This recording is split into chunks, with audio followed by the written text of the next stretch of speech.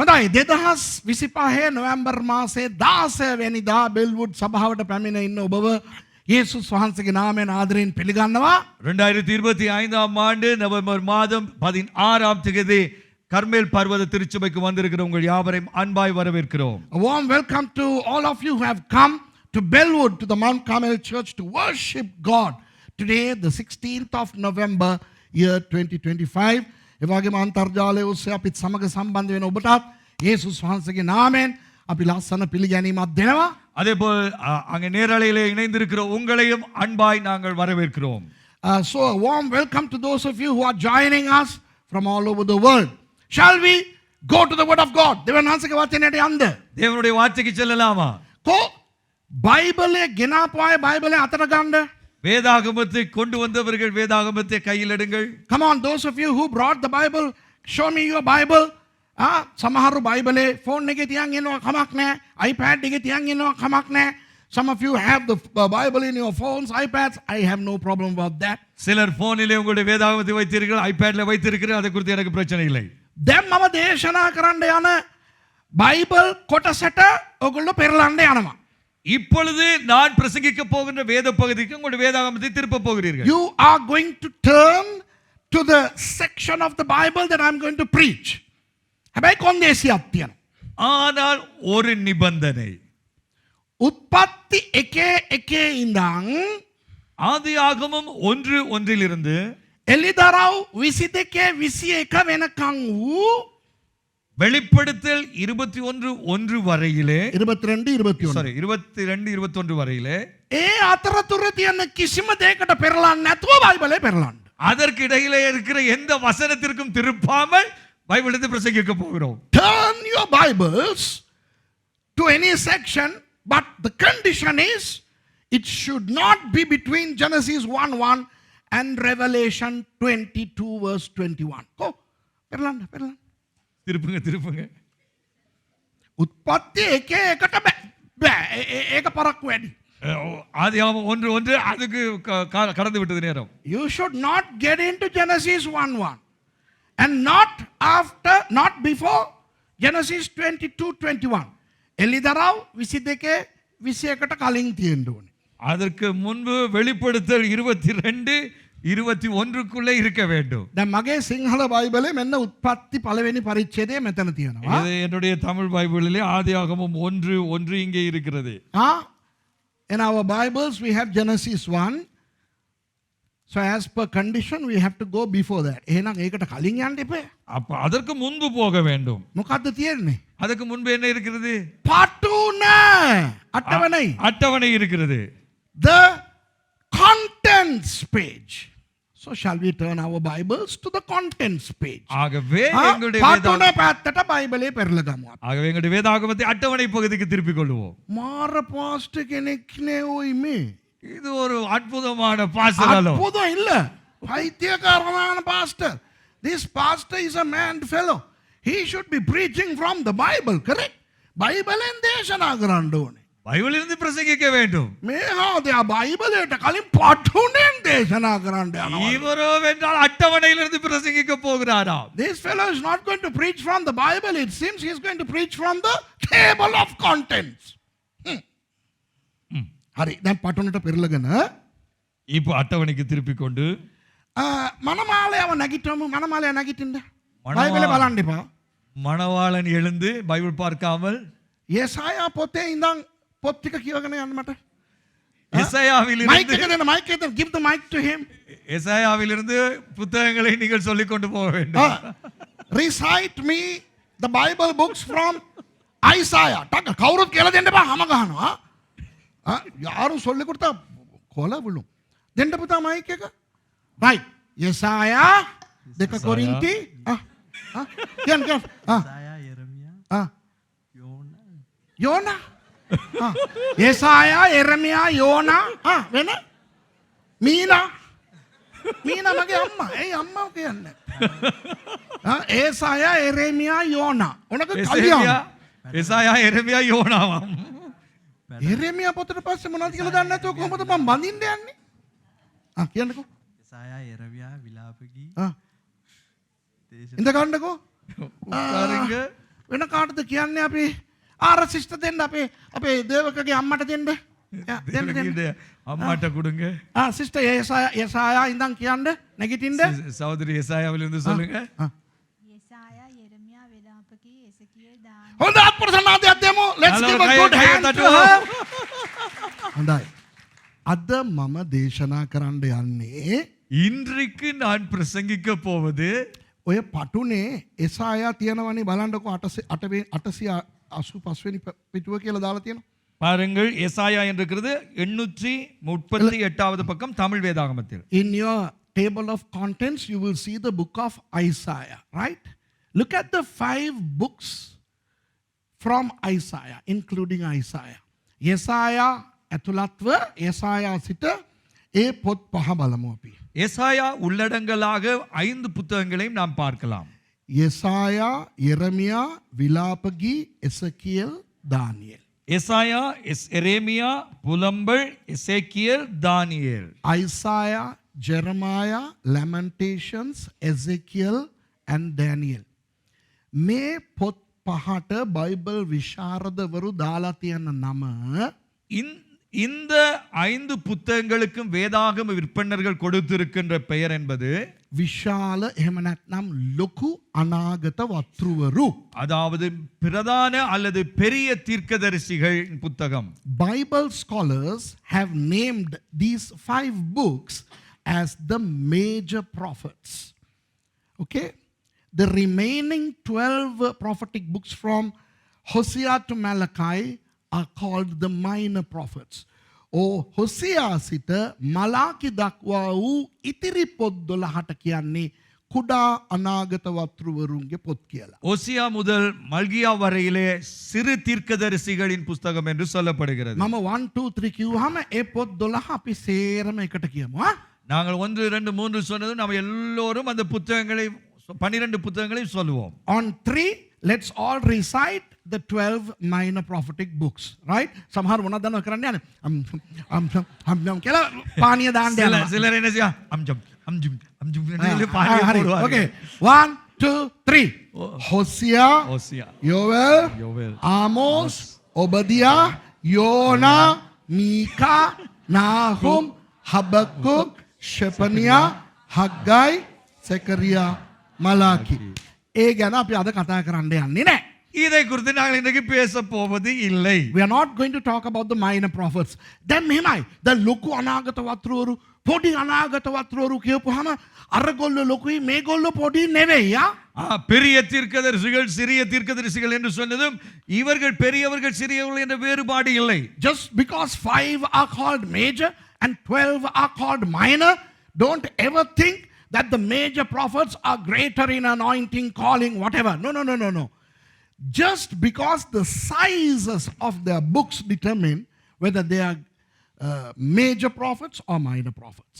ඒගොල්ලන්ගේ පොත්වල size එකට අනුව අර ලොකු පොත්වලට ලොකු අනාගත වත්රුවරු කියලා පොඩි පොත්වලට කුඩා අනාගත වත්රුවරු කියනවා. அந்த தீர்க்கதரிசிகள் எழுதிய புத்தகங்கள் பெரிது சிறிது என்ற அடிப்படையிலே பெரிய புத்தகமாய் இருக்கிற தீர்க்கதரிசிகளுடைய புத்தகங்கள் பெரிய தீர்க்கதரிசிகள் என்றும் சிறிய புத்தகங்களாய் இருக்கிற தீர்க்கதரிசிகளுடைய புத்தகங்கள் சிறிய தீர்க்கதரிசிகள் என்றும் அழைக்கப்படுகிறது. දැන් මම අද කතා කරන්න යන්නේ இன்றைக்கு நான் பேச போவது ඒ ලොකු අනාගත වත්රුවරුන්ගේ නම්වල තියෙන අර්ථ හරහාය.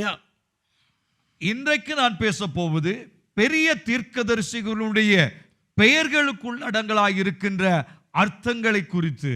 I am going to preach the meanings of the names of the major prophets. දැන් මෙහෙමයි.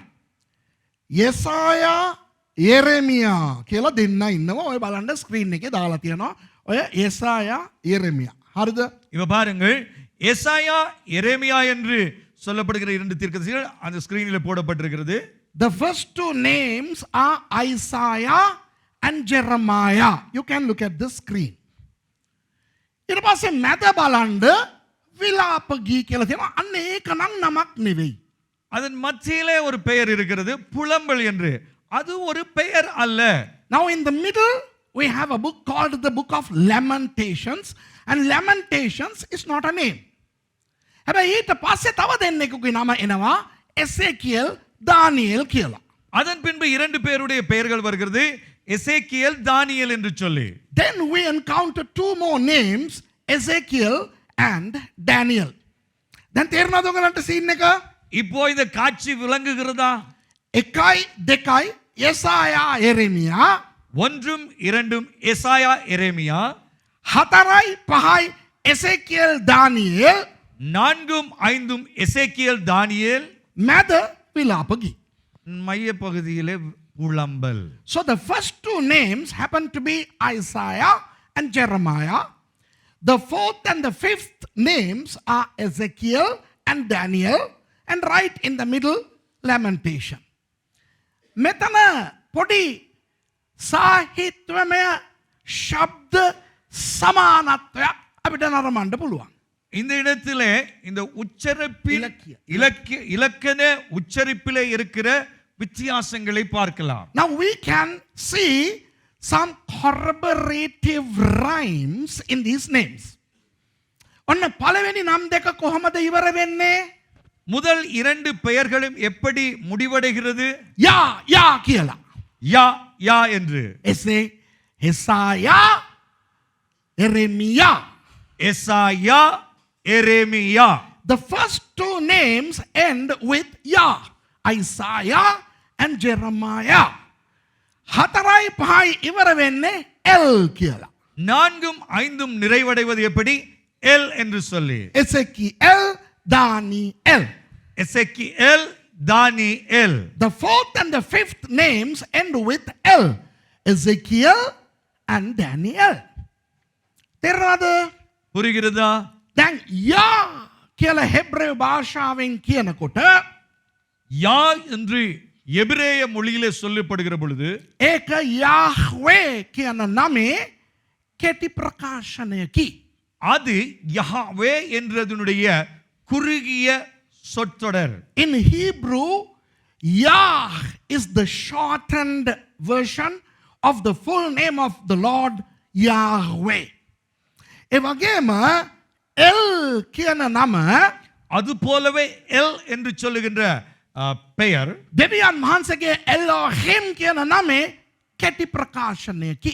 தேவனுடைய எல்லோயிம் என்று சொல்லுகின்ற வார்த்தையினுடைய குறுகிய சொல்லாய் இருக்கிறது. On the same token, El is the shortened form of God's name Elohim. එහෙ කියන්නේ அதாவது පළවෙනි දෙන්නගේ නම முதல் 2 நபர்களுடைய பெயர்கள் යාහ්වේ නැතකොත් ස්වාමීන් වහන්සේ කියලා ඉවර වෙනවා. யஹாவே அல்லது தேவன் என்று කර්තර්. கர்த்தர் என்று நிறைவடைகிறது. மன்னிக்கவும்.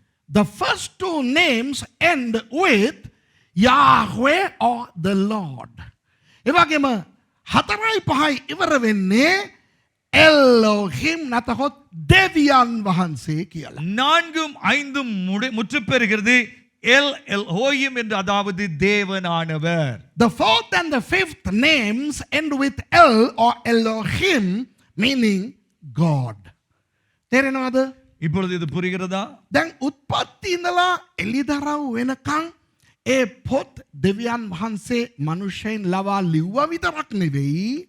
ஆதியாகமம் தொடக்கம் வெளிப்படுத்தல் வரையிலே தேவன் மனிதனை கொண்டு எழுதுவித்தது மாத்திரமல்ல, ඒවායේ අනුපිළිවෙලත් දෙවියන් වහන්සේ මනුෂ්‍යයින්ට එළිදරව් කරලා තමයි ඒ අනුපිළිවෙලට දැම්මේ. அதனுடைய அடக்கமும் எப்படி அந்த வரிசைப்படியும் ஒழுங்கமைக்கப்பட்டது மனிதர்களை வைத்து தேவனாலே செய்யப்பட்டது. Not only God, the Holy Spirit inspired the writers to inscribe the 66 books of the Bible, but He also inspired them to arrange it in the order that we have in the Bible. දැන් බලන්න இப்ப பாருங்கள், අපිට ඕන විදියට ඔය පොත් සකස් කරනවා නම් எங்களுக்கு வேண்டிய விதத்திலே அந்த புஸ்தகங்களை ஒழுங்குபடுத்துவதானால் අලුත් ගිවිසුමේ පළවෙනි පොත හැටියට මාර්ක් සුභාරංචි පොත තමයි ඇවිත් තියෙන්න ඕනේ. புதிய ஏற்பாட்டின் அடிப்படையிலே மார்க்கு சுவிசேஷம் முதலாவது வந்திருக்க வேண்டும் புதிய ஏற்பாட்டில். If we want to arrange the biblical books in the way we want it, or in the chronological arrangement. In the New Testament, the first book must be the Gospel of Mark. Why? Of the entire 27 books of the New Testament, Mark was the first book to be written.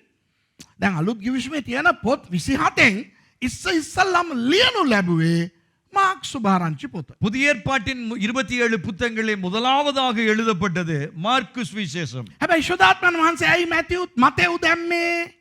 ஏன் பரிசுத்த ஆவியானவர் மத்தேயுவை முதலாவதாக வைத்தார்? දෙවනුවට Mark දැම්මේ? ஏன் இரண்டாவதாக வைத்தார் மார்க்குவை? Why did the Holy Spirit put the book of Matthew as the first book of the New Testament and Mark as the second? උත්පත්ති ඉඳලා එළිදරව් වෙනකම්. ஆதியாகமம் தொடக்கம் வெளிப்படுத்தல் வரையிலே ඒ අනුපිළිවෙල තුලත් උන්වහන්සේ පණිවුඩ තියලා තියෙනවා. அந்த அட்டவணை ஒழுங்குபடுத்தலிலும் தேவன் ஒரு செய்தியை வைத்திருக்கிறார். Even in the arrangement of the 66 books of the Bible, in the way they are arranged, the Lord has inserted a message. තේරුණාද මං කියන එක? நான் சொல்லுகிறது உங்களுக்கு புரிகிறதா அல்லது விளங்குகிறதா? ඒ නිසා ஆகவே ඔන්න තව ප්‍රශ්නයක් මතුවෙනවා. அப்போ இன்னும் ஒரு கேள்வி வருகிறது. ඉතින් දැන් අපේ බයිබලයේ තියෙන අනුපිළිවෙලමද තියෙන්න ඕනේ?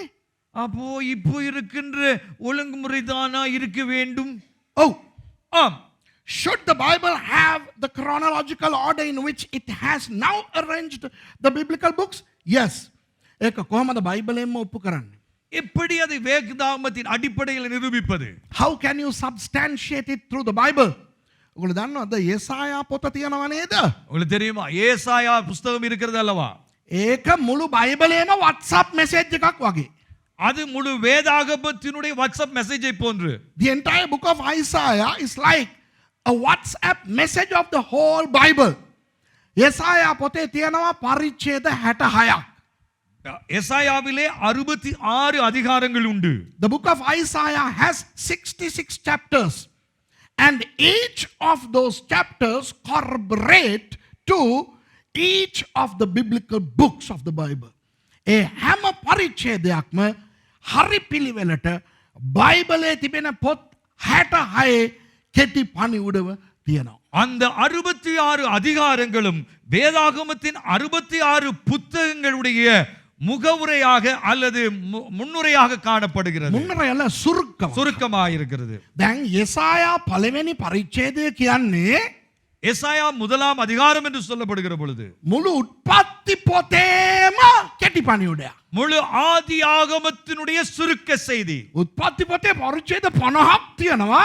ஆதியாகமத்திலே 50 அதிகாரங்கள் உண்டு. ඒ 50ෙම කෙටි පණිවුඩයක් හැටියට යෙසායා පළවෙනි පරිච්ඡේදයේ அந்த 50 அதிகாரங்களுடைய சுருக்க செய்தியாக ஏசாயா முதலாம் அதிகாரம் காணப்படுகிறது. Genesis has 50 chapters, but Isaiah chapter 1 is the shortened expression of the entire book of Genesis. Isaiah 2 is the shortest version of Exodus, which has 40 chapters. යෙසායා දෙවෙනි පරිච්ඡේදය කියන්නේ පරිච්ඡේද 40න් සමන්විත වූ නික්මයාම පොතේ සාරාංශය. ஏசாயா 2ஆம் அதிகாரம் என்று சொல்லப்படுவது யாத்ராகமத்தினுடைய 40 அதிகாரங்களுடைய சுருக்க செய்தி. අපි යෙසායා 40 වෙනි පරිච්ඡේදය ගත්තොත් ஏசாயா 40ஆம் அதிகாரத்தை எடுத்துக்கொண்டார். ඒක මතෙව් පොතේ සාරාංශය. அது மத்தேயு புத்தகத்தினுடைய சுருக்க செய்தி. If you take Isaiah chapter 40, that is the shortened version of Matthew. ඒ නිසා ஆகவே කවුරුත් පොත් 66ට අමතරව පොත් එකතු කරන්නත් බෑ. ஆகவே 66 புத்தகங்களுக்கு மேலாக யாரும் ஒன்றும் சேர்க்க முடியாது. Nobody is permitted to add any more books to the already established 66 books of the Bible. Neither should anyone remove any book from the Bible. එහෙම මාර පොත් 66න් එකක්වත් අයින් කරන්නත් බෑ. அது போலவே அந்த 66 புத்தகங்களில் ஒன்றையும் குறைக்கவும் முடியாது. හොඳයි දැන් අපේ පොත් පහ ගැන කතා කරමු. හොඳේ? இப்போ எங்களுடைய 5 புத்தகங்களை குறித்து பேசலாம். මට ඕනේ 4 දෙනෙක් ඕනේ. කොල්ල 4 දෙනෙක් එන්න. 4 பையன்கள் அல்லது வாலிபர்கள் வேண்டும். வாங்க பார்க்கலாம். I want 4 fellows. quick வரேன் டக்கல வரேன் බුලත් අතක් තියලා ගෙන්නන්න බෑනේ வெற்றில வச்சு මෙතන வர வைக்க දෙන්නෙක් හිට முடியாது. ගන්න අතන දෙන්නෙක් හිට ගන්න அந்த பக்கம் 2 பேர் இந்த பக்கம் තம்பි 2 අත பேர். පෝ හරි මෙතන එන්න හරි යෙසායා එරේමියා එසේකියල් දානියෙල් හරිද ஏசாயா, எரேமியா, எசேக்கியேல், தானியேல். හරිද this is Isaiah this is Jeremiah this is Ezekiel and this is Daniel and I am lamentation මම තමා විලාපකි අපි දෙන්නම විලාපකි நாம 2 பேரும் தான் புலம்பல். අයවා ஐயோப்பா. මුකියට දේශනාව ඉවර කරයිද ஐயோ, என்னவா முடிய போகுது? இல்ல எத்தனை மணிக்கு இந்த ஆள் பிரசங்கத்தை முடிப்பான் at what time is he going to finish the sermon so I am the lamentation ஆகவே நான் புலம்பல்.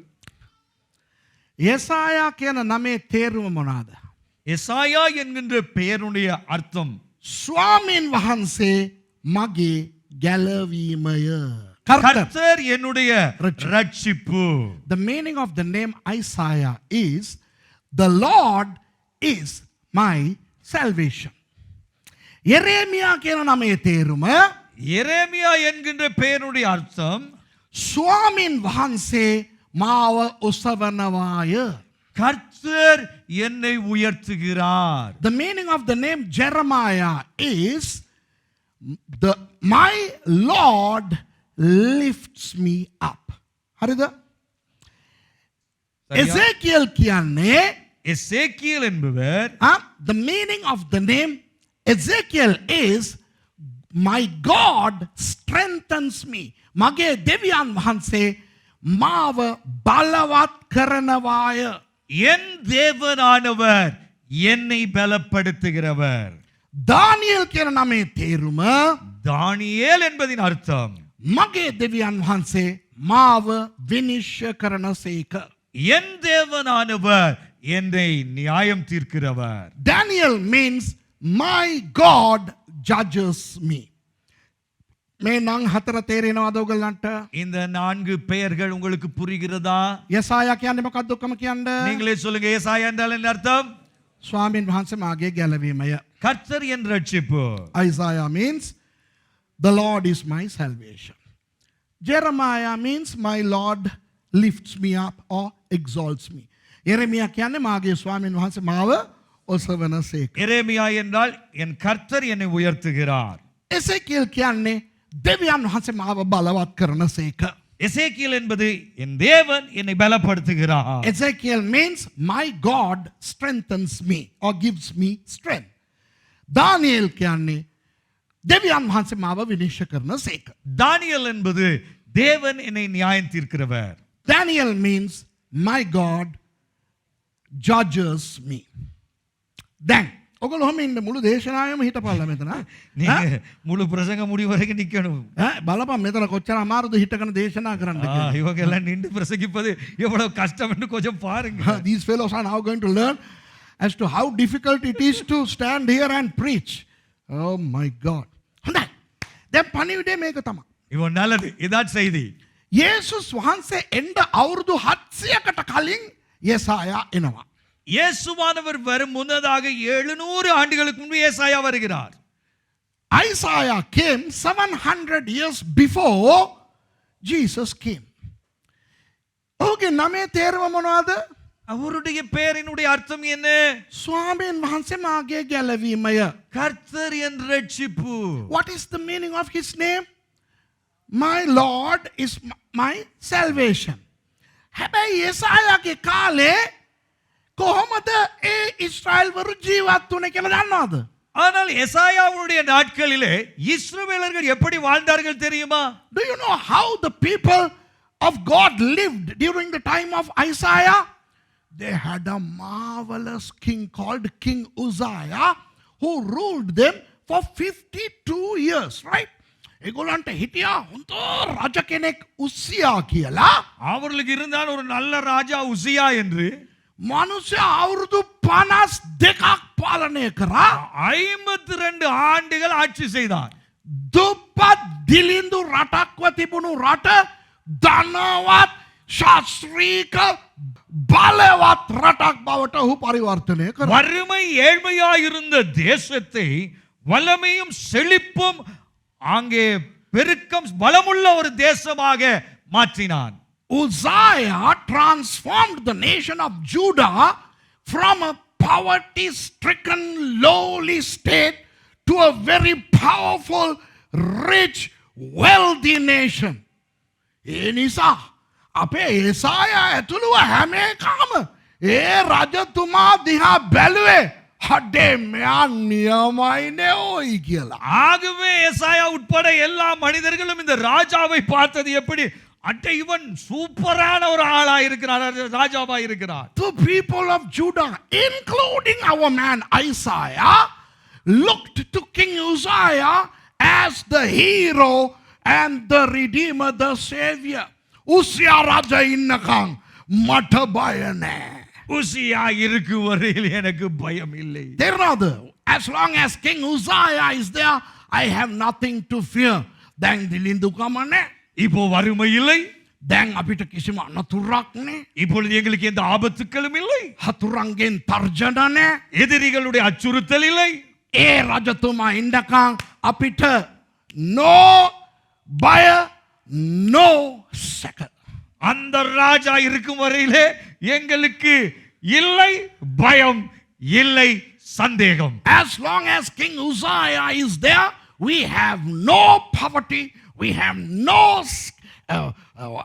fear of any alien invasion, we have no problem. අපේ සමහර මිනිස්සුත් එහෙම තමයි. எங்களுடைய சிலையவர்களும் இப்படித்தான். Some of us are also like that. මගේ මේ රස්සාව තියනකම් මට හිඟයක් නැහැ. எந்த இந்த தொழில் இருக்கும் வரை எனக்கு வறுமை கஷ்டம் இல்லை. Some of us, as long as I have this job, I have no problem. සමහර අය හිතනවා, සමහර சிலர் අය இப்படி நினைக்கிறார்கள், මගේ මහත්තයා කටාර් ඉන්න නිසා මට හිඟයක් නැත. எந்த புருஷன் கட்டாரிலே இருக்கும் வரையிலே எனக்கு எந்த துன்பமும் இல்லை, வறுமை இல்லை. Some people feel, as long as my husband is in Qatar, I have nothing to fear. සමහරු කියනවා මම ඉගෙන ගත්ත පෙරක දෝරු කෙනෙක්. හරිද? சில நான் படிச்ச ஒரு பெரிய பண்டித வழக்கறிஞர் என்று நினைக்கிறார். මගේ MA BL තියනකම් මට කිසි ප්‍රශ්නයක් නැහැ. මට ඕන තරම් නඩු කියන්න ලැබෙනවා.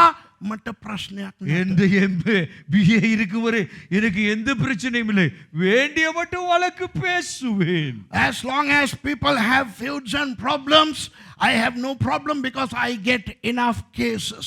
සමහරු කියනවා මම MBBS විතරක් නෙවෙයි, මම MD ඩොක්ටර් කෙනෙක්. நான் MBBS மாத்திரமல்ல, MD doctor. Some people say I'm not just an MBBS doctor, I'm an MD and I'm a PhD and I have FRCS from Edinburgh, UK. ලෙඩ්ඩු ඉන්නකම් මට ප්‍රශ්නයක් නැහැ. வியாதிக்காரன் இருக்கும் வரையிலே எனக்கு பிரச்சனை இல்லை. As long as there are sick people, I have no problem. සමහර කියනවා මාට හොඳ කඩයක් තියෙනවා. சரி சார், எனக்கு நல்ல ஒரு கடை இருக்கிறது. ඔය ඕන තරම් business තියෙනවා. வேண்டிய மட்டும் வியாபாரம். I have a wonderful shop. I have enough business. මාගේ hardware එක නැගලා යනවා. எந்த ஹார்ட்வேர் நல்ல ஏறி போகுது. My hardware company is thriving. මගේ IT company නියමයි. எந்த IT கம்பெனி சூப்பரா இருக்கிறது. My IT company is thriving. ධම්මිකා කියනවා මගේ වතුර කොම්පැනිය තියෙනකම් ඒකේකටවත් මම බය නැහැ. தம்பிக சொல்கிறா, என்னுடைய தண்ணீர் கம்பெனி இருக்கும் வரையில எனக்கு எந்த பயமும் இல்லை. ධම්මිකා says, as long as Living Springs water is there, I have nothing to fear. තේරෙනවද? ධම්මි වැද්දේ නැත්තම් මටත් නිින්ද යන්නේ නැහනේ. தம்பிகளுக்காட்ட எனக்கு தூக்கம் வராது. හවුද නැද්ද? உண்மையா பொய்யா? ෂා කියයි මම බඳිනවා 6 වෙනිදා. நான் 6ஆம் தேதி திருமணம் முடிக்கிறேன். මගේ ගෑනිව මට බලා ගන්න දන්නවා මොකද මට එඩිටිං දන්නවා හොඳට. எனக்கு என்ன பொண்டாட்டிய நல்லா பார்த்துக்கொள்ள தெரியும், ஏனென்றால் எனக்கு எடிட்டிங் நல்லா தெரியும். Shah is going to get married on the 6th and he may be thinking I have no fear because I have the skill of editing. හිටපන් පුතේ ඒ කියවිල්ල උඹව එඩිට් කරන්න පටන් ගන්නකොට තමයි තේරෙන්නේ. இராமவனே அவன் வந்து உனக்கு எடிட்டிங் செய்யும் வரைக்கும் தான் தெரியும். அப்போ After the 6th she will be editing him. That's when he's going to realize මේ තේරෙනවද? இவங்களுக்கு இருதா? මම කියන එක තේරෙනවද? உங்களுக்கு நான் சொல்வது புரிகிறதா? සමහරු හිතන්නේ சிலர் நினைக்கிறார்கள் මට ෆික්සඩ් ඩිපොසිට් මගේ ස්ථාවර තැන්පත් තියනවා. எந்த அந்த ஃபிக்ஸட் டிபாசிட் இருக்கிறது தெரியும். මගේ NRFC එකේ ඩොලර් තියනවා. எந்த என்ஆர்எஃப்சில நிறைய டாலர் இருக்கிறது. මගේ රත්තරන් එහෙම මං තියන් ඉන්නවා. என்னுடைய நகைகள் நான் வைத்து இருக்கிறேன். මගේ ඉඩම් තියනවා. எனக்கு காணி பூமி இருக்கிறது. මට අරව තියනවා මේ තියනවා මට බය නැහැ. எனக்கு அது இருக்கு இது இருக்கு, ஆகவே பயம் இல்லை. Some people think I have a fixed deposit, I have an NRFC account, I have some gold to my savings, I have a land, I have an expensive property, I have a job, I have a career, I have education, මට අධ්‍යාපනය තියෙනවා, මට පිටරට යන්න පුළුවන්, எனக்கு படிப்பு கல்வி இருக்கிறது, வெளிநாட்டுக்கு போகலாம், මට ජර්මන් සිටිසන්ෂිප් තියෙනවා, පුරවැසිකම තියෙනවා. எனக்கு ஜெர்மன் பிரஜா உரிமை இருக்கிறது. සමහරු කියනවා මට ද්විත්ව පුරවැසිභාවය තියෙනවා. ජර්මන් ශ්‍රී ලංකා, නැත්නම් ඕස්ට්‍රේලියා ශ්‍රී ලංකා, ඇමරිකා ශ්‍රී ලංකා දෙකටම හොයියා. எனக்கு இருவழி அல்லது இரு நாட்டு பிரஜா உரிமை இருக்கிறது. ஆஸ்திரேலியா இலங்கை, அமெரிக்கா இலங்கை அல்லது German Ilangai. Some people are so confident about their dual citizenship they have with a western rich country and Sri Lanka. ඒ වගේ තමයි යසායාගේ කාලේ හිටපු අය හිටියේ. அப்படித்தான் எசாயாவுடைய காலத்தில் இருந்த மக்களும் இருந்தார்கள். That's how the people of Isaiah lived. Until when? කවදා වෙනකන්ද? எதுவரைக்கும்? උසියා රජතුමා මැරුණා. ஊசியா ராஜா மரித்தான். King Uzziah died. අපේ කෙනා කවුද? යසායා කියනවා. நம்முடைய எசாயா சொல்லுகிறார். 6 වෙනි පරිච්ඡේදයේ පස්සේ බලන්න. 6ஆம் அதிகாரம் பின்பு பாருங்கள். උසියා රජතුමා මැරුණාම මම උඩ බැලුවලු. உசியா ராஜா மரித்த பின்பு நான் மேலே பார்த்தேன். Isaiah says, read chapter 6 later on. Bare balapang. Isaiah says, in the year King Uzziah died, I looked up to heaven. Oh, ඒ දවස ඔයගලන්ට එයි. அந்த நாள் உங்களுக்கும் வரும். You will have that day. உங்க තේරෙනවද? விளங்குகிறதா? පාස්ටර් හිටපු ගමන් රෑ 12ට විතර දොරට තට්ටු කරා. ராத்திரி 12 மணிக்கு சடுதியாரும் கதவை தட்டினார்கள். ඇරියම මගේ මිනිහා. துறந்தது என்ற புருஷன். කටාර් එකේ වින කවුදෝ කරපු වැරැද්දකට මගේ එක්කෙනා මාට්ටු වෙලා එයාව යවුවා පඩිත් දීලා නෑ පාස්ටර්. கட்டாரில யாரோ கம்பெனியில செய்த பிழைக்கு இவர் மேலே பழியை போட்டு இவரை அனுப்பிவிட்டார்கள், சம்பளமும் இல்லாமல். Pastor, at midnight somebody knocked on my door. When I opened it was my husband. You know, somebody else did something bad and the Qatarians, you know, they deported my husband. Pastor, them mammonada කරන්නේ. வாசிப்பை என்ன செய்வது? දැන් උත් එක එකතු වෙලා පොල් ගහපන් ගෙදර. அவனோட சேர்ந்து தேங்காய் திருவு. Now scrape coconut with your husband. Huh? Pastor, CCTV camera තිබ්බට රෑ මගේ කඩේ කඩලා ඔක්කොම උස්සන් ගියා pastor. சிசிடிவி கேமரா இருந்ததற்கு ராத்திரியில கடை உடைச்சு எல்லாம் கொண்டு போயிட்டாங்க. My shop was broken into and they ransacked and all my things are gone. Pastor, අර මගේ ඉඩම பாஸ்டர் அந்த காணி ඒක වැරදි ඔප්පුවක්ලු. அது கள்ள உறுதி pastor. The land that I bought, it's a bogus deed. දැන් ඉඩමත් නැහැ, ඔප්පුවත් නැහැ, වික් එකත් නැහැ. இப்போ காணியும் இல்லை, உறுதியும் இல்லை, வித்தவனும் இல்லை. my land is gone, my deed is gone, and the guy who sold, he is also gone. Pastor මට කිව්වා උඹ බැංකුවට 20000ක් දාපන් 50000ක් එනවා. பாஸ் எனக்கு சொன்னாங்க நீ 20000 வங்கிக்கு போடு 50000 கிடைக்கும். මං දැම්මා நான் போட்டேன் 20ක් දැම්ම 50ක් ආවා. 20 போட்டேன் 50 வந்தது. They told deposit 20,000 you'll get 50,000. I deposited 20,000 and I got 50,000. ඊට පස්සේ කිව්වා 75000ක් දාපන් ලක්ෂ 3ක් හම්බෙනවා කියලා. அது 75000 போடுங்க 3 லட்சம் கிடைக்கும் என்று சொன்னார்கள். මං දැම්මා நான் போட்டேன் ආවා. வந்தது. So they said put 75,000 you'll get 300,000. I put 75,000 I got 300,000. ඊට පස්සේ කිව්වා මට ලක්ෂ 20ක් දාපන් මට 1.20ක් හම්බෙනවා කිව්වා. කෝටි 1 කෝටි 20. அதை பின்பு சொன்னார்கள் 20 லட்சம் போடு 1 கோடியே 20 லட்சம் கிடைக்கும்.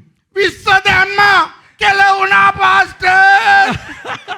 20 போட்ட பாஸ் போச்சுது நாசமா. Then they told put 20 lakhs and you'll get 120 lakhs. I deposited 20 lakhs.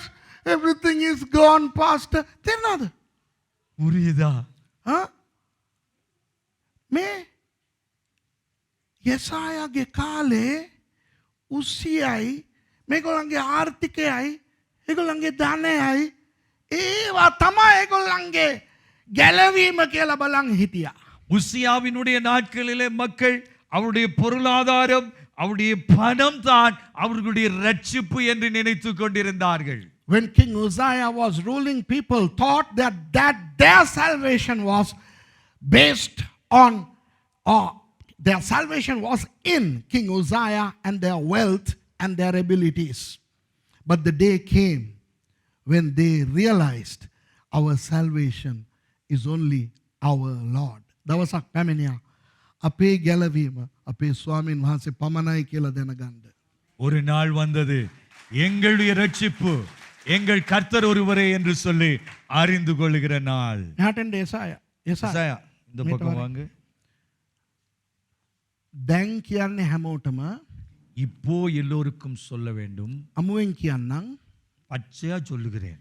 කෙලවෙනකන් ඉන්න එපා. කිලිංජි බෝර වරක கிழிஞ்சு போக வரைக்கும் இருக்க வேண்டாம். This is what God tells you. Don't wait till you are broken down. When you are able to, look at the Lord as your salvation.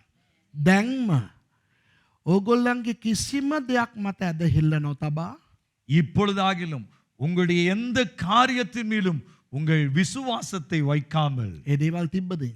அவைகள் இருக்கட்டும். නමුත් ස්වාමීන් වහන්සේ පමණයි මගේ ගැලවීම කියලා හිතා ගන්න. கர்த்தர் மாத்திரமே என் ரட்சிப்பு என்று நினைத்துக் கொள்ளுங்கள்.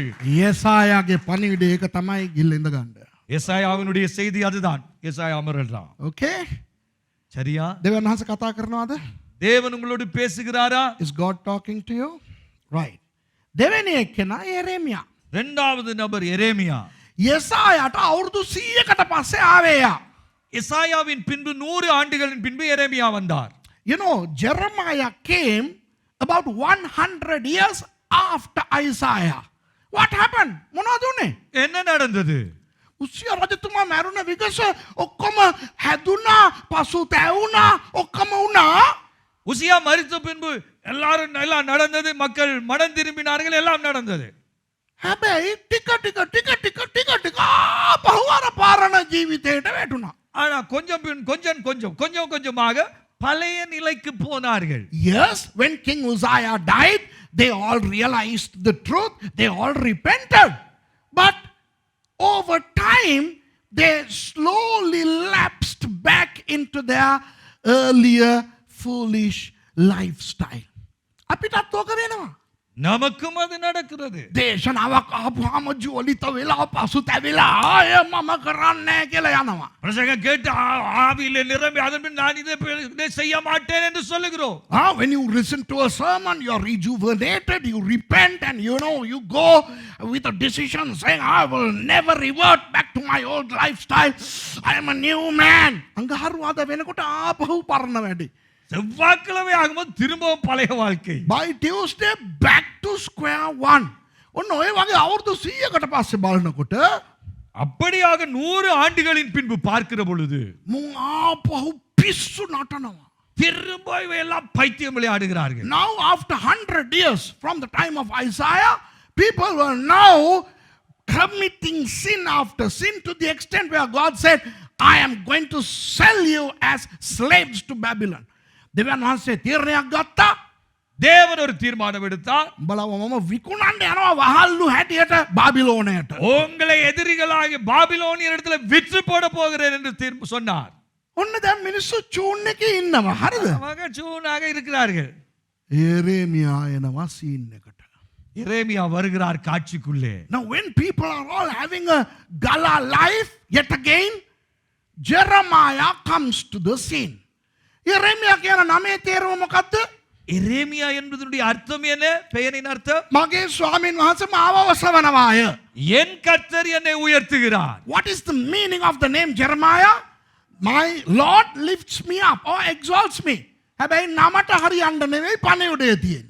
ஆனால் பேருக்கேற்ற வண்ணமாக அல்ல செய்தி இருப்பது. පණිවිඩය මොනවද දන්නවද? செய்தி என்ன? උඹලා පල්ලෙහාටම යන්න යනවා. நீங்கள் மோசமான நிலைக்கு போக போகிறீர்கள். කීලේ போக போகிறீர்கள். කීලේ. கீழே போக போகிறீர்கள். වහල්ලු හැටියට අන්න බාබිලෝනේ ඇවිල්ලා අල්ල ගන්න යනවා. பாபிலோனியர்கள் உங்களை வந்து அடிமைகளாய் பிடித்துக் கொண்டு போக போகிறார்கள். Over against the meaning of the name which is to be exalted, you people are going to be thrown down to the lowest ebb of disparity. You are going to be sold as slaves to Babylon. එතකොට මිනිස්සු යෙරෙමියා දිහා බැලුවේ නිකන් මූට මොනවාද මේ පිස්සුද මූට? அப்ப எரேமியா மனிதர்கள் எப்படி பார்த்தா இவனுக்கு என்ன பைத்தியமா பிடிச்சிருக்கு. So people began to look at Jeremiah in hostility and in an awkward manner. අනේ අනෝ යන්න. போடா போ. අපි හොඳින් ඉන්නේ. நாங்க நல்லா இருக்கிறோம். අපි හොඳින් ඉන්නේ කියන්නේ ඇයි දන්නවද? நாங்க நல்லா இருக்கிறோம் ஏன் தெரியுமா? දෙවියන් වහන්සේට අපිත් එක්ක කිසිම අස්පෙක්ට් එකක් නැහැ. தேவனுக்கு எங்களோட எந்த அஸ்பெக்டும் இல்லை. Do you know we are well off? Do you know why we are well off? God is not upset with us. God is happy with us. අදත් ගොඩක් අය එහෙම හිතනවද නැද්ද? இன்றைக்கும் அநேகர் இப்படி நினைக்கிறார்களா இல்லையா? Many people think along the same lines today. මගේ බිස්නස් එක හොඳට කෙරෙනවා නම් என்னுடைய வியாபாரம் நல்லபடியாய் நடைபெற்றால் මම හිතනවා මගේ ජීවිතේ කිසිම අඩුවක් ප්‍රශ්නයක් නැහැ. என்னுடைய வாழ்க்கையில் எந்த குறைகளும் இல்லை, நான் சரியாக இருக்கிறேன். දෙවියන් වහන්සේ මගෙත් එක්ක අවුල් නැහැ. தேவன் என்னோட எந்த பிரச்சனையும் இல்லை. When we live a good life, when our income is okay, when everything is smooth, we feel God is happy with us. අපිට මොකක් කර ලෙඩක් තියෙනවා නම්, எங்களுக்கு ஏதாவது நோய் வந்து இருந்தால், ආර්ථික ප්‍රශ්නයක් ආව නම්, பொருளாதார பிரச்சனை இருந்தால், දෙවියන් වහන්සේ මක් ගැන මොකක් හරි අප්සෙට් එකේ ඉන්නවා ඇති කියලා හිතනවා. தேவன் என்னோடு ஏதாவது பிரச்சனை இருக்கிறது போல தேவனுக்கு அப்படி நினைக்கிறோம். ඒක වැරදි. அது பிழை. And if we have any scarcity in our lives or a problem, we immediately think maybe God is not happy with me.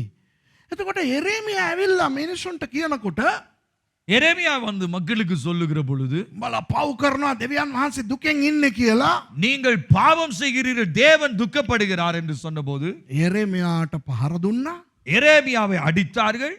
මේ වතුර නැති එන ගැඹුරු ලිඳක දාලා වැහුවා. தண்ணீரற்ற ஆழமான ஒரு கிணற்றுக்குள்ளே போட்டார்கள். මේ පාතාල හිර මැදුරේ දැම්මා. ஒரு பாதாளம் போன்ற ஒரு குழிக்குள்ளே போட்டார்கள். මෙයාට ප්‍රශ්න පිට ප්‍රශ්න. இவருக்கு பிரச்சனைக்கு மேல் பிரச்சனை. When Jeremiah came and shared the message of doom and the message of repentance to the people, they punished him, they chastised him, put him in a dungeon, put him in a dry well, and he was continuously persecuted. අදත් ඒ වගේ තමයි. இன்றைக்கும் அது போலவே දෙවියන් වහන්සේ අපිට කිව්වා නම් පසුතැවෙන්න. தேவன் எங்களுக்கு சொன்னால் மனம் திரும்புங்கள் என்று. සුද්ධව ජීවත් වෙන්න. பரிசுத்தமாய் வாழுங்கள். අනේ යන්නවෝ යන්න. போங்க. අපි යනවා වෙන පල්ලියකට. நான் வேற சர்ச்சுக்கு போகிறோம். ඒ පල්ලියට ගියා නම් அந்த சபைக்கு போனா ඕන කුපාඩි වැඩක් කරන්න පුළුවන්. எந்த குப்பை வேலையும் செய்யலாம். දෙවියන් වහන්සේ ආශිර්වාද කරනවා. தேவன் ஆசீர்வதிப்பார். අපි හොඳින් ඉන්නේ. நான் நல்லா தானே இருக்கும். ඒක තමයි යෙරෙමියා. Right? So today when God says repent and live a holy life, why should we? We are living a holy life. God is not upset with us. We are fine. නමුත් දවස පැමිණියා. ஒரு நாள் வரும், බාබිලෝන් හමුදාව ආවා යුදා රටට. யூதாவுக்குள்ளே பாபிலோன் ராணுவம் வந்துடு. The day came when the Babylonians invaded Judah. Everybody was taken as slaves into Babylon. හැම කෙනාම වහල්ලු බවට ගෙනිච්චා. எல்லோரும் அடிமைகளாய் கொண்டு போகப்பட்டார்கள். එතකොට අඬ අඬ යනවා එරේමියා කියපු එක හරිනේ. அப்ப அழுது போல, எரேமியா சொன்னது சரிதானே. Then they were all crying. What Jeremiah told was true. ඕගොල්ලෝ ඒ වගේ වෙනකන් ඉන්න යනවද? நீங்களும் அந்த நிகழ்வு வரும் வரையிலே இருக்க போகிறீர்களா? Are you going to wait till that day of doom comes? Or are you going to allow God to lift you up? එහෙම නැත්නම් දෙවියන් වහන්සේ අපි ඔසවන්න ඉඩ දෙන්න යනවද? அல்லது தேவன் உங்களை உயர்த்த உங்களுக்குள்ளே அவருக்கு இடம் கொடுக்க கர்த்தர் உங்களுக்கு இடம் உயர்த்த உங்களுக்கு இடம் கொடுக்க போகிறீர்களா? විශුද්ධව වචනයට අනුව ජීවත් වුණොත් நாம் பரிசுத்த வார்த்தைக்கு ஏற்றபந்தமாய் வாழ்ந்தால் උන්වහන්සේ අපි ඔසවයි. அவர் நம்மை உயர்த்துவார். பரிசுத்தமாய் If we live a holy life according to the word of God, God will lift us up. එරෙමියා යන්න. எரேமியா போங்கோ. දැන් යෙසායා එරෙමියා දෙන්න ගියාම எசாயா எரேமியா ரெண்டு பேரும் போன பின்பு ඉතුරු උනේ මොකද්ද? மீதப்பட்டது என்ன? මම நான் කියන්නේ நான் என்பது විලාපකි. புலம்பல். When Isaiah and Jeremiah went out of the scene after both of those prophets were come and gone, what was left to them? Lamentation. Thank you. Ayya. இப்ப சொல்ல ஐயா කේවල තියෙනවද? විලාපකී පොත කේවල බලන්න අපේ ආඥාව වගේ. புலம்பல வாசி பாருங்க, எங்கட ஜெபம் போலவே இருக்கிறது. If you read the book of Lamentation, it's like our prayer. අපි බොහෝ අයගේ ආඥාව බලගෙන அநேகருடைய ஜெபம் இப்படிதான். என்ன ஐயா, என்ன நிலவே பாருங்களே. ඉත ගන්න බෑ කොන්න රිදෙනවා. நிக்க முடியல, இடுப்பு வலிக்குது. ඉත ගන්න බෑ පස පැත්ත රිදෙනවා. ஐயோ, நிக்க முடிய உட்கார முடியல, பின்னால வலிக்குது. සමහර අයගේ ජීවිතේ විලාපකි. சிலருடைய வாழ்க்கையின் புலம்பல். So some people's lives are lamenting. සමහර අයට යේසු පිටයි කියලා ඒගොල්ලන්ගේ ප්‍රතිචාරය බලන්න. சிலருக்கு கர்த்தருடைய கிருபை என்று சொல்லிட்டு பாருங்க அவங்களோட வாய. Praise the Lord சொல்லிட்டு பாருங்க. Praise the Lord சொல்லிட்டு பாருங்க. Greet somebody. යේසු පිටයි. இயேசு பிதாய் அல்லது கர்த்தருடைய கிருபை. Praise the Lord சொல்லுங்க. යේසු පිටයි. கர்த்தருடைய Lord. கிருபை. You say praise the Lord. நீங்க சொல்லுங்க praise the Lord. Praise the Lord. Praise the Lord. ඇයි? ஏ, අර යේසු පිටයි කියන එකෙන් අදහස් කරනවා මොන පිටද කෙලවෙලා තියෙන්නේ. கர்த்தருடைய கிருபை என்ன கிருபை நமக்கு கிழிஞ்சு போயிருக்கு. සන්තෝෂෙන් ඉන්න අය ආමෙන් කියන්න. ආමෙන්. என்னது? සන්තෝෂෙන් ඉන්න අය ආමෙන් කියන්න. சந்தோஷமா இருக்கிறவர் ஆமென் சொல்லுங்க. If you are happy, say amen. Amen. අත උඩට උස්සන්න. கைய நேரா தூக்குங்க. ඔළුවට උඩින් උස්සන්න. தலைக்கு மேல. දැකලා තියෙනවද? Lift your hand up. Lift your hand above your head. ඇයි? ஏன்? හැම පැත්තෙම හොම්බෙන් ගිහිල්ලා තියෙන්නේ. எல்லா பக்கத்திலும் அடி வாங்கி இருக்கிறார். ඇයි? දෙවියන් වහන්සේ තුල හොඳට නැහැ. ஏன்? தேவனுக்குள்ளே ஆள் சரியில்லை. If you are not okay with God, that's what will happen. හොඳයි දැන් මේගොල්ලෝ බාබිලෝනියට ගියා. அல்லது பாபிலோனுக்கு போயிட்டாங்க எல்லாரும். එහෙ ගිහිල්ලා දැන් පසුතැවෙනවා. அங்க போய் மனம் திரும்புகிறார்கள். When they went there into Babylon, there they repented. දෙවියන් වහන්සේ අතාරින්නේ නැහැ. தேவன் கைவிட மாட்டார். God will never forsake us. දෙවියන් වහන්සේ අනුග්‍රහයශීලී. தேவன் கிருபை நிறைந்தவர். God is gracious. දෙවියන් වහන්සේ මොනවද කරේ? தேவன் என்ன செய்தார்?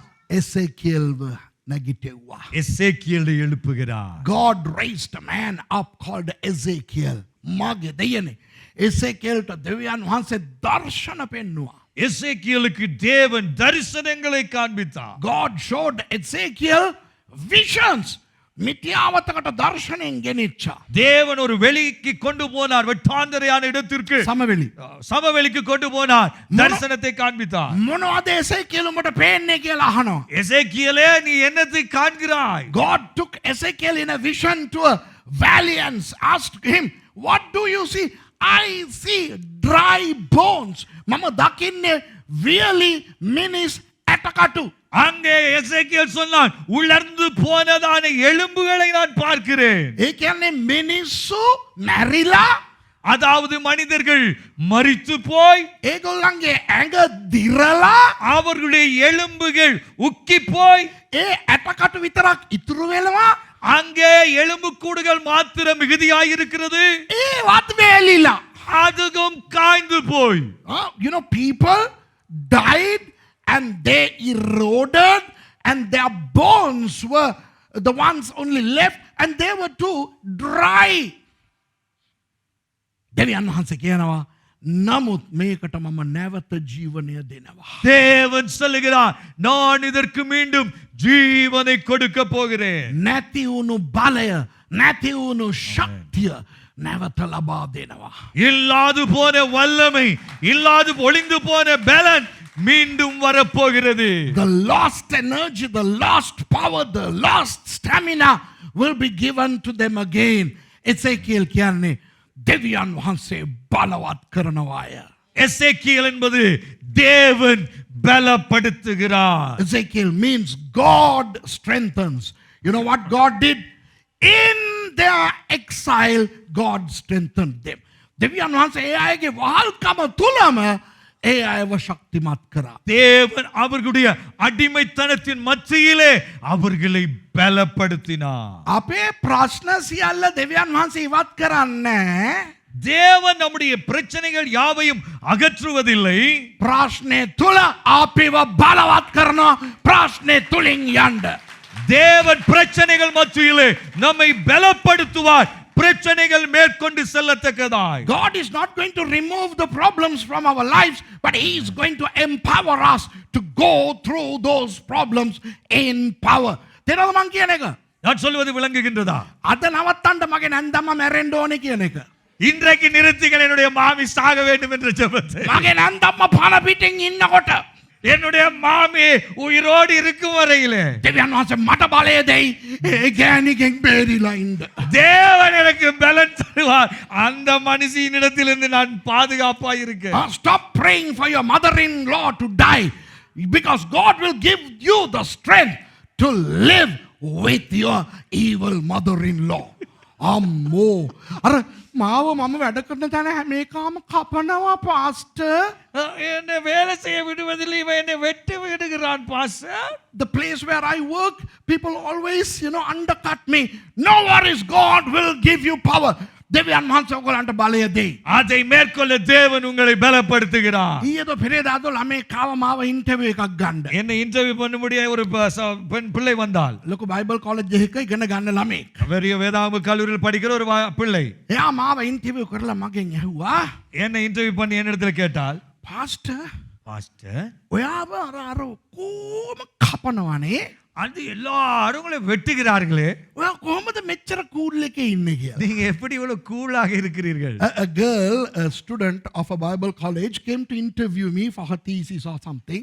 And then she asked me after the interview, Pastor, all those big shots are cutting you, undercutting you. How are you maintaining your sanity and you are so cool? Mama කිව්වා, நான் சொன்னேன், ඌ කැපුවට මං කැපෙන්නේ නෑනේ. அவன் வெட்டினதுக்காக நான் வெட்டப்படுவதில்லை. They are cutting me, but I am not cut. I have the power of God. What leg do I have, I asked. මට තියෙන අඩුව මොකද්ද දුවේ කියලා ඇහුවා. எனக்கு இருக்கிற குறைவு என்ன மகளே? ඕනේ පාස්ටර්ලෝ. ஆமா பாஸ்டர், අපිට කපණෙවුන් ඕනේ. எங்களுக்கு வெட்டுகிறவர்கள் இருக்க வேண்டும், අපිට විරුද්ධව කතා කරනෙවුන් ඕනේ. எங்களுக்கு எதிராய் பேசுகிறவர்கள் இருக்க வேண்டும். හැබැයි ඒවා තුල දෙවියන් වහන්සේ අපිව ගෙන යනවා. அதற்குள்ளே தேவன் எங்களை நடத்தி செல்லுவார். Let people cut us, chop us, do whatever they want, whatever they can do. But I'll tell you, God strengthens us because Ezekiel means God strengthens us. Ezekiel කියන්නේ දෙවියන් වහන්සේ අපිව බලවත් කරනවා. எசேக்கியேல் என்ற அர்த்தம் தேவன் எங்களை பலப்படுத்துகிறவர். එතකොට අන්තිමට ඉතුරු වෙන්නේ මොනවාද? கடைசியா மீதமா இருப்பது என்ன? දානියෙල්. தானியேல். Then now we are left with Daniel. இப்போ දානියෙල් කියන්නේ මොකද්ද? தானியேல் என்றால் அர்த்தம் என்ன? දෙවියන් වහන්සේ මාව විනිශ්චය කරන්න ඕනේ. தேவன் என்னை நியாயம் தீர்க்கிறவர். God is my judge. Sister කෙනෙක් කියනවා තව සිස්ටර් කෙනෙකුට ஒரு சகோதரி இன்னொரு சகோதரிக்கு சொல்லுகிறாங்க, පාස්ටර් සුරේෂ් හරි වල්. Yeah. பாஸ்டர் சுரேஷ் எப்படி சொல்ல போறீங்க எனக்கு தெரியும். வேண்டாம். பாஸ்டர் சுரேஷ் கொஞ்சம் காடத்தனமானவர். You know, a sister is saying to another sister, Pastor Suresh is a morally degraded individual. ඒක මගේ කනට එනවා. அது என்ற காதுக்கு வருது. අයියෝ. අයියෝ. මාව වල්ලු නේද? என்ன கடவுளி என்று சொன்னாலே. Oh, look at me. Daniel. தானியேல். දෙවියන් වහන්සේ කියපු දේ මම වල් කියලා. தேவன் என்னை சொல்லட்டும் நான் கடப்புலி என்று. අනිත් මොකා කිව්වත් මං ගණන් ගන්නෑ. மத்த எவன் சொன்னாலும் நான் கணக்கெடுப்பதில்லை. මාව වල් කියපම්, පොල් කියපම්, මල් කියපම්, ජිල් මල් කියපම් මම ගණන් ගන්නෑ. මොකද දෙවියන් වහන්සේ කියන එක තමයි මට වටින්නේ. என்ன கடப்புலி என்று சொல்லு, பலப்புலி என்று சொல்லு, கொரக்காப்புலி என்று சொல்லு, தேவன் சொல்லு வரைக்கும் எனக்கு எதுவுமே பிரச்சனை இல்லை. You can call me whatever you want, but I am going to take seriously what God tells me because He is my judge. තේරෙනවද? පාස්ටර් සුද්දාගෙන් සල්ලි ගන්නවා. தெரியுமா? பாச வெள்ளக்காரனிடத்திலே பணம் வாங்குகிறார். ඇත්ත. உண்மை. ඒ කියන්නේ මගේ දෙවියන් වහන්සේ උන්ට සුද්දෙක් වගේ පේනවා. ஏனென்றால் என்னுடைய தேவன் அவர்களுக்கு வெள்ளைக்காரனை போல தெரிகிறார். Oh, Suresh is getting money from the white man. Yeah, because for them God looks like a white man. තේරෙනවද? මට දෙන්න දෙවියන් වහන්සේ මාම ගිහලා නෑ නෑ නෑ කියගෙන යන්න ඕනේ. நான் இல்ல எனக்கு இல்ல இல்ல இல்ல அப்படி நான் போவதில்லை. දානි කියන්නේ මොකද්ද? தானி என்றால் அர்த்தம் என்ன? මගේ විනිශ්චය. என் நியாயாதிபதி. No, what is දානි? My judge. දානි එල් කියන්නේ මගේ විනිශ්චයකාරයා දෙවියන් වහන්සේ. தானியேல் என்பது என்னுடைய நியாயாதிபதி தேவனே. Okay, Daniel means my judge is my God. අද අපිට තියෙන ප්‍රශ්නේ මොනවද දන්නවද? இன்றைக்கு நமக்கு இருக்கிற பிரச்சனை என்ன தெரியுமா? දානි නිරෝෂි. தானி දානි නිරෝෂි. නිරෝෂිතා தானி நிரோஷி. නිරෝෂි තමයි මගේ විනිශ්චයකාරයා. நிரோஷி தான் என்னுடைய நியாயாதிபதி. දානි මෙත්තා. தானி வெத்தா. දානි සෙල්ලා. தானி செல்லா. දානි කාන්ති. தானி දානි කාන්ති. தானி காந்தி. දානි තුසිත. தானி துஷித்த. දානි මුනේ. தானி புனே. ඒ කියන්නේ මගේ විනිශ්චයකාරයා මුනේ. මගේ විනිශ්චයකාරයා කාන්ති. என்னுடைய நியாயாதிபதி காந்தி, என்னுடைய நியாயாதிபதி புனே. අපි හැමෝටම දානිලා ගොඩක් ඉන්නවා. எங்கள் அநேகருக்கு தானி நிறைய இருக்கிறது. දානි කුසුමා, දානි සිරිසේන, දානි රංජන්, දානි රාජා, දානි අරු, දානි මු. தானி குசுமாவதி, தானி ரஞ்சன், தானி கந்தசாமி, தானி லட்சுமி, தானி தானி நிறைய இருக்கிறது. People, we have a lot of judges. You know, we are so worried about what he is thinking of me, what she is thinking of me. දෙවියන් වහන්සේ උඩ ඉඳන් කියන ඕයි ඕයි නෑ මම තමයි දානියෙල් දාන් මම තමයි ඕයි විනිශ්චය නෑ ස්වාමීනේ. தேவன் மேலே சொன்ன, இல்ல இல்ல நான் தான் உன்னுடைய நியாயாதிபதி, உன்னுடைய தானி இல்ல ஆண்டவரே. මම පල්ලි යන්නේ මම පල්ලි යන්නේ. நான் சர்ச்சுக்கு போக மாட்டேன். ඇයි? ஏன்? අර කුසුමා මන්දිහා මුත් විදියට බලන්නේ. இந்த லட்சுமி என்ன ஒரு மாதிரி பாக்குறா. I don't want to go to church. Why? Because she's looking at me in a very weird way. Who cares? Who looks at you in what way? කවුරු ඔයගලම කොහොම බැලුවත් ඔයගලන්ට මොකෝ? யார் உங்களை எப்படி பார்த்தா உங்களுக்கு என்ன? දෙවියන් වහන්සේ තමයි විනිශ්චයකාරයා. தேவனே நியாயாதிபதி. හලෝ දේශනාව ඉවර කරනකොට මෙහෙමත් කියලා ඉවර කරන්න. பிரசங்கம் முடிகிற போது ஹலோ ஹலோ இப்படியும் சொல்லி முடிக்கிறேன். Let me finish the sermon by saying this. අනිත් මිනිස්සුන්ටත් විනිශ්චයකාරයා දෙවියන් වහන්සේ. மற்றவர்களுக்கும் நியாயாதிபதி தேவனே. For the others also God is their judge. ඕගොල්ලෝ විනිශ්චය කරගෙන යන්න එපා. நீங்க நியாயம் தீர்க்க போக வேண்டாம். You don't go about judging people. අර මෙත්ත හොඳයි. මෙත්තගේ ගෑණි හොඳ නැහැ. மெத்தா நல்ல மெத்தாட பொம்பளை சரியில்லை. Metta is good but Metta's wife is bad. තේරෙනවද? අරුණසිරි හොඳයි. මිනිහාව කන්නේ ගෑණි. அருணசிரி நல்ல ஆள், அவனை திங்கிறது அவன் மனைவி. Arunasiri is good but his wife destroys him. දැන් මම අහන්නේ நான் கேட்கிறேன், කොයි ගෑණිද හලෝ මිනිහව විනාශ කරන්නේ නැත්තේ? எந்த பொம்பளை புருஷனை நாசமாக்கல? Tell me which wife doesn't destroy the husband? අපි එසේකියල් ඉන්න නිසා මාසි අපිව මාව විනාශ කරත් මට බලය දෙනවා. எசேக்கியேல் இருக்கிறபடியினால் அவரை வேசி நாசமாக்கினாலும் தேவன் இருக்கிறார். உங்க பொண்டாட்டிய சொல்லுங்க என்ன அவரை பொண்டாட்டி பார்த்துக்கிட்டு இருக்குதோ? தெரியாது. மாமா ஜானகி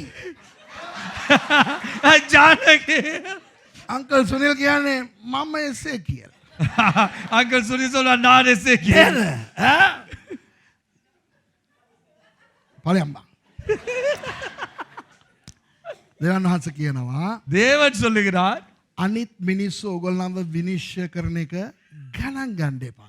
மற்றவர்கள் உங்களை நியாயம் தீர்ப்பதை குறித்து கணக்கெடுக்க வேண்டாம். God is saying don't give any thought for when people judge you because God is your judge. දෙවියන් වහන්සේ තමයි ඔබගේ විනිශ්චයකාරයා. தேவனே உங்கள் நியாயாதிபதி. ඒ වගේම அது போலவே ඔබත් අනුන්ව විනිශ්චය කරගෙන යන්න එපා. நீங்களும் மற்றவர்களை நியாயம் தீர்க்க வேண்டாம். දෙවියන් වහන්සේ විනිශ්චය කරයි. தேவன் அவர்களை நியாயம் On தீர்க்கட்டும். the same token, don't go about judging people because God is their judge.